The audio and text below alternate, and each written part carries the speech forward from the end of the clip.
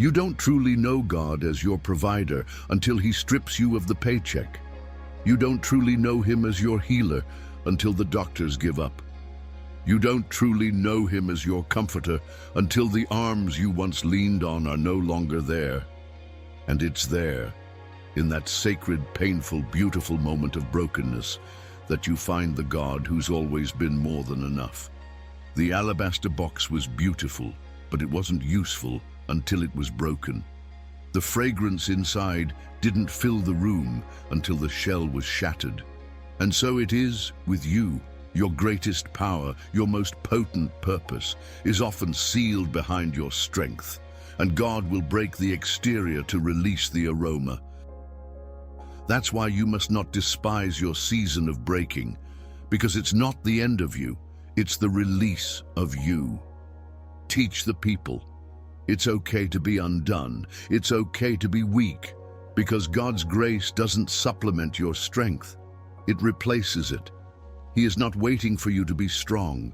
He is waiting for you to be still, to let go, to trust, to fall into His arms and finally say, God, I can't, but you can.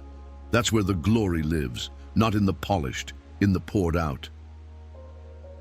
Reason 5, brokenness gives birth to unshakable purpose.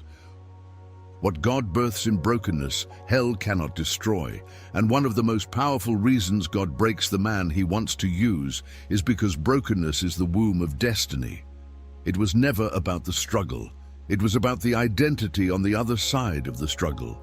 Genesis 32 tells us that Jacob wrestled with God.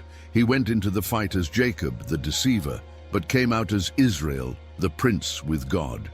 Oh my God, he walked in one man but limped out a different one, because brokenness not only humbles you, it names you. You cannot truly know who you are until God breaks off who you're not. The masks, the performances, the striving, the approval addiction, it all gets shattered in the presence of a holy God who says, I'm not calling the image you're projecting. I'm calling the purpose I placed in you. Jacob had always been a runner, from Esau, from conflict, from truth. But that night he couldn't run, he wrestled, and in the wrestling he was wounded, but he was also renamed.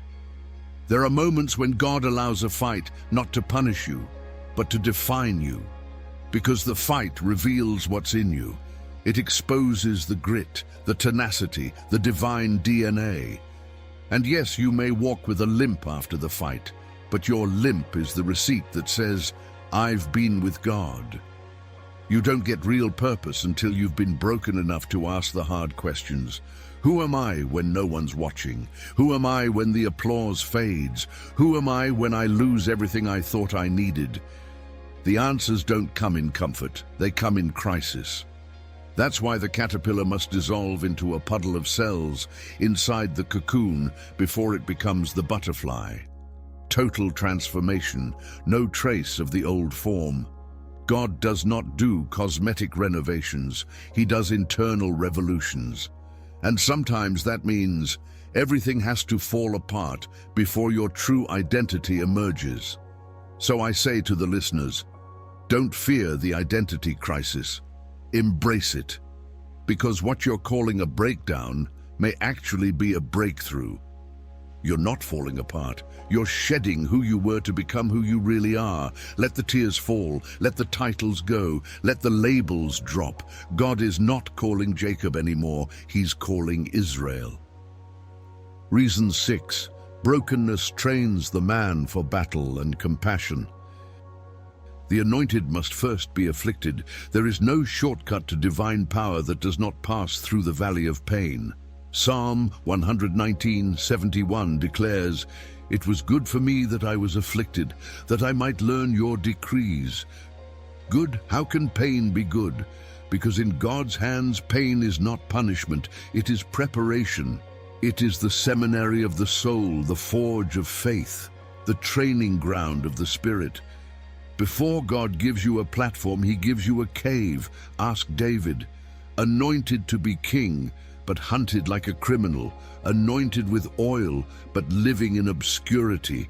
Hiding in Adullam, weeping in the night, wondering if the promise would ever come to pass. Why? Because God was training him, not just his hands to fight, but his heart to feel. He was forming the shepherd who would become king, the worshipper who would become warrior. And it's that tension, that holy contradiction, that makes a man usable in the hands of God. God will let you bleed so you can recognize the wounded. He will let you walk through the fire so you don't stand arrogant in the palace. Because if you've never been broken, you'll think the crown is about you. But when you've cried in the cave, when you've been chased by your own fears, when you've had to encourage yourself in the Lord, then when the throne comes, you'll bow in worship instead of boasting. Like a sword tempered in fire, beaten, folded and reheated again and again until it can be trusted in battle, so God tempers his men, not to destroy them, but to make them deadly to darkness. If you're in a season of affliction, don't rush it. Let it teach you, let it soften you, let it stretch you, because that affliction is shaping the tone of your anointing. That grief is teaching your hands to war and your heart to weep. That rejection is forming the eyes that will see the overlooked. You can't minister to what you don't understand. You can't lift what you've never carried, and you can't heal what you won't touch. So let the affliction do its work, because when the battle comes, God won't need someone who's just educated. He'll need someone who's been equipped, and affliction is heaven's boot camp. You may not have a crown yet, but if you've wept in caves, if you've clung to worship in warfare, if you've held on when everything said let go, then get ready, because you are being trained for something greater than yourself. Reason 7. Brokenness separates the carnal from the called. Brokenness is not just about preparation, it is also about separation. It is God's way of severing the superficial from the sacred, the popular from the purposed, the fleshly from the faithful. When God broke Gideon's army in Judges 7:2-7, he stripped it from 32,000 down to 300, not because he needed less power, but because he wanted less pride. The Lord said to Gideon, "You have too many men, too many egos, too many opinions, too much flesh, too much noise." God was about to do something mighty, and he would not allow human confidence to take the credit. He shrunk the crowd to increase the calling. And the same happens in our lives. There comes a moment when God begins to prune your life, not because you've done something wrong, but because he's calling you to something greater. People walk away, platforms dry up, influence shrinks, applause fades, and if you're not careful, you'll interpret the shrinking as failure. But God says, "I am sanctifying your stage." Because sometimes you've got to lose the stage to find the oil. You've got to walk away from what's carnal to be ushered into what's called. You've got to release the flesh to carry the fire. Listen to me. Gideon didn't need 32,000 soldiers to win a war. He needed 300 yielded vessels. Because when God breaks you down to what you think is nothing, that's when he shows you he's everything. So I speak to the one who's been mourning what you lost. You didn't lose influence. You lost interference. You didn't lose numbers. You gained authority. The size of the room doesn't determine the weight of the word. You are more anointed in your breaking than you ever were in your building. And some of you listening right now have been confused because what once made you feel important is now gone. But could it be that God is not punishing you, but purifying you? Could it be that the followers were blocking your focus, that the praise was poisoning your purpose? God said to Gideon, "Lest Israel boast against me." And I believe God is speaking to many of you.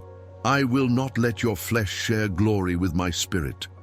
So if the room shrinks, if the light dims, if the influence fades, don't panic.